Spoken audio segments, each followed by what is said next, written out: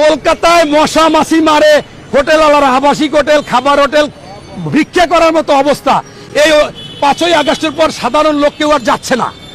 এবং যদি এই চিকিৎসকরা বলে থাকে যে ওদের পতাকা সেলুট দিতে হবে, তাহলে ওদের কপাল খারাপ। ওরা ওই চিকিৎসার একটাও না খেলে মারা যাওয়া লাগবে। আর কোনো সকল চিকিৎসা হয় এই বাংলাদেশের লোকেরা যায় চিকিৎসা করে, টাকা পয়সা দেয় বাংলাদেশের লোকে। ভারতে আমি কয়েকবার গিয়েছি, ভারতের যারা আছে তারা এক কাপ চা খাওয়ার জন্য হিসাব। দর্শক দেখলেন, এই লোকটা কিন্তু একদম সত্য কথা বলছে, ঠিক আছে। ভারতের এমন পরিস্থিতি, আসলে বর্তমানে কলকাতা একদম অচল অবস্থা। তাদের আবাসিক হোটেল চলতেছে না, তাদের হসপিটাল চলতেছে না, তাদের বেবি স্ট্যান্ড থেকে যত আপনার পর্যটক কেন্দ্র ছিল সমস্ত কিছু কিন্তু এখন বন্ধ হয়ে যাওয়ার পথে। কারণ একটা, এই যে এখন আর বাংলাদেশিরা যাচ্ছে না। যে চালে আসলে বাংলাদেশকে মারতে চাচ্ছিল মোদি, সেই চালে কিন্তু এখন কলকাতার মানুষ মরতেছে। আপনারা শুনতে পারলেন যে এখন কলকাতার মানুষ ভাত পাচ্ছে না। আপনারা জানেন কি যে কলকাতার মানুষ কি করে? আসলে এরা কিন্তু 1 টাকা বাঁচানোর জন্য আর 1 কাপ চা পর্যন্ত খায় না।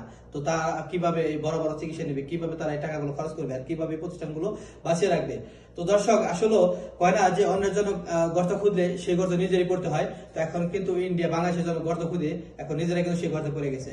আর যদি আমাদের বাংলাদেশে যদি সেই চীন যে তারা যে কথা বলেছে সেটা যদি বাস্তবায়ন করে, আমার দেশে যদি সব থেকে এশিয়া মহাদেশের বিশ্বমানের যদি একটা হসপিটাল তৈরি করা যায়, তাহলে আমার মনে হয় ইন্ডিয়া এসে আমাদের হাতে পায়ে ধরবে যে দাদারা তোমরা আমাদের দেশে আসো।